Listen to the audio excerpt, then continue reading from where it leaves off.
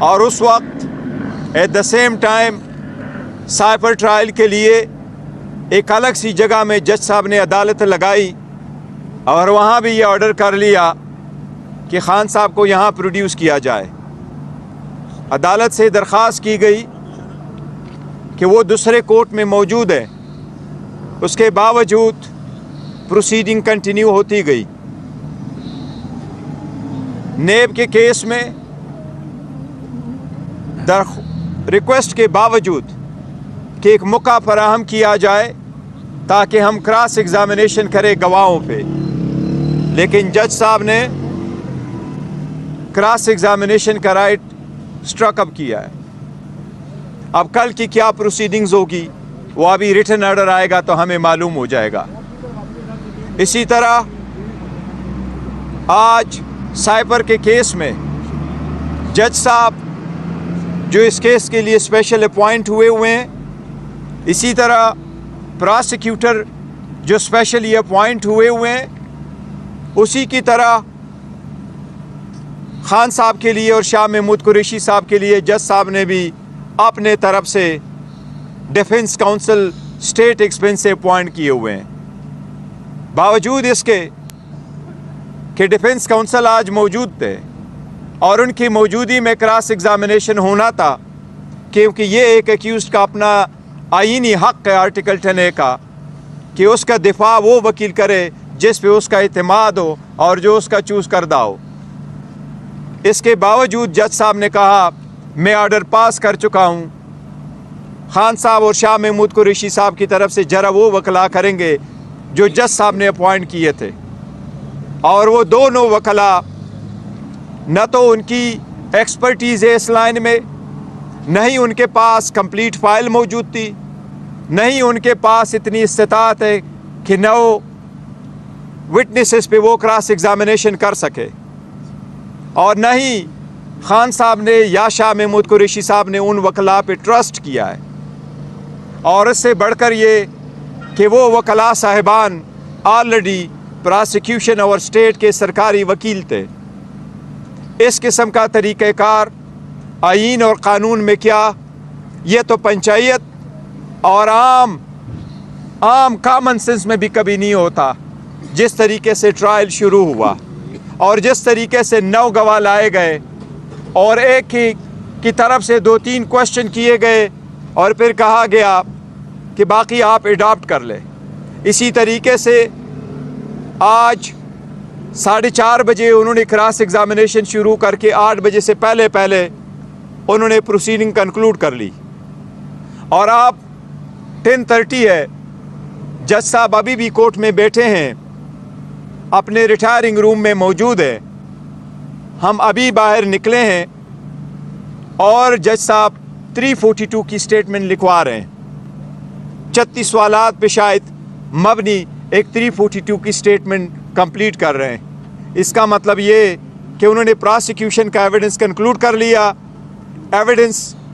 342 کی سٹیٹمنٹ کے بعد کلوزنگ آرگومنٹس اور ججمنٹ ہوگی۔ ہم ایسے ٹرائل کے شدید الفاظ، سخت الفاظ میں مذمت کرتے ہیں۔ یہ آئین کی خلاف ورزی ہے، یہ قانون کی خلاف ورزی ہے، اسپیشلی ایسے ٹرائل میں اور ایسے جرائم میں جس میں ڈیتھ سینٹنس ہو سکتی ہے۔ 2 مرتبہ اسلام آباد ہائی کورٹ نے اس کو کواش کرتے ہوئے اس کو اسٹرکٹ ڈائریکشن کے ساتھ بھیجا ہے، لیکن جج صاحبان کو اپنی طرف سے کوئی جلدی ہے اس کیس میں، اور جلدی جس بھی تناظر میں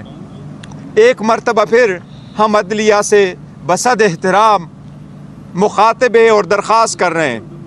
کہ یہ سب کچھ آپ کے آنکھوں کے سامنے ہو رہا ہے۔ اسلام آباد ہائی کورٹ کے چیف جسٹس سے درخواست ہے کہ آرٹیکل 203 کے مطابق سپریم کورٹ سے درخواست ہے کہ سو موٹو کے ذریعے اس کا تدارک کیا جائے۔ ایسے سیریس کیسز میں آپ the bare minimum standard of the fairness جو ہے وہ اپ ہولڈ رکھے۔ وہ ایک سابق وزیر اعظم ہے، ایک سب سے پاپولر پولیٹیکل پارٹی کا دنیا کا مقبول ترین لیڈر ہے جس کا نام ہے عمران احمد خان صاحب نیازی۔ جو لوگ اس کے نام پہ ٹاکے لا رہے ہیں، جو لوگ ان کو مٹا رہے ہیں، اللہ اپنے رحم کرم کے ساتھ عوام کے تعاون کے ساتھ اس کو مٹانے نہیں دے گا، لیکن ہم عدلیہ سے درخواست کر رہے ہیں کہ یہ آپ کی آئینی ذمہ داری ہے، آپ کی آئینی ذمہ داری ہے کہ آپ کے ججز صاحبان بھی ٹرائل کو آئینی تقاضے پورے کرتے ہوئے چلائے۔ میں نے آج جو پروسیڈنگ دیکھی ہے یہ تو شخانہ کا ایک نیا ورژن ہے، اس سے بھی آگے جا رہا ہے۔ اس کی ہم شدید مذمت کرتے ہیں، ہم حق محفوظ رکھتے ہیں، ہم سویرے انشاءاللہ اسلام آباد ہائی کورٹ بھی اس کے خلاف جائیں گے، لیکن ابھی سے میری چیف جسٹس صاحب سے درخواست ہے کہ آپ کے سامنے اگر ہماری درخواست آ جائے تو کائنڈلی سیم ڈے کے لیے اس کو منتخب کر لے، سنیں، آپ اوپن ہارٹ سے سن لے۔ ہم امید کرتے ہیں انشاءاللہ تعالیٰ آپ ہمیں انصاف دلائیں گے، لیکن انصاف کے لیے ہم کہاں جائیں؟ عدلیہ کے پاس نہ جائے تو کہاں جائیں؟ یہ بھی ہمارا ایک آئینی حق ہے۔ ہم عدلیہ سے درخواست کر رہے ہیں کہ اس کا تدارک کیا جائے پہلے سے کہ یہ بہت لیٹ ہو۔ آج آپ سے میں کوئی سیاسی گفتگو کرنا چاہ رہا تھا، لیکن حالات کچھ ایسے ہیں کہ سیاسی گفتگو کے لیے پھر کوئی وقت صحیح،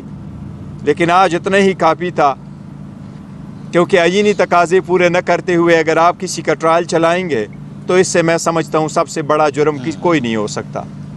آج کے لیے اتنا کافی، انلیس آپ کا کوئی کوسچنز ہو۔ صاحب، اہم ترین گواہ ہیں اعظم خان صاحب۔ آج عمران خان اور شامی ملک کے ڈیفینس کونسل کے ہوتے ہوئے ان کا بیان جو ہے وہ اسٹیٹ کی طرف سے جو ڈیفینس کونسل دیا گیا ان کی طرف سے لیا گیا، یہ کیسا؟ نہیں، دیکھیں، پہلے جو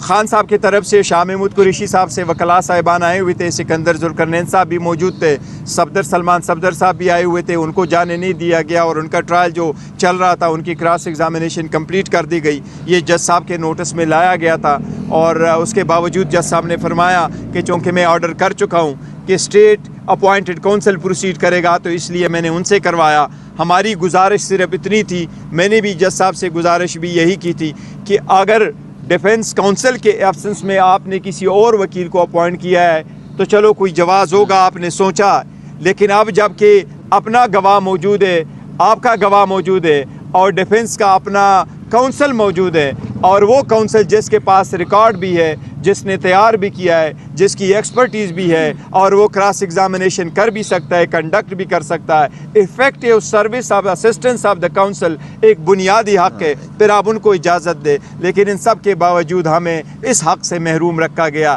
دیکھیں، ایک بات آپ نے اس ٹرائل میں نوٹ کیا ہوا ہوگا، ہم یہ نہیں کہہ رہے کہ کوئی آپ کا کوئی جرم، جو بھی آپ کا جرم ہے، لیکن حق دفاع دینا اور ٹرائل کا پروسیڈ کرنا آئینی تقاضوں سے یہ بنیادی حق ہے جو ہمیں مسلسل ریفیوز ہو رہا ہے۔ آپ سب کا شکریہ۔ بیشتر صاحب یہ بتائیے گا، جیسے آپ کہہ رہے ہیں کہ 342 کا بیان بھی ہو رہا ہے، اس کے بعد آج اگر سزا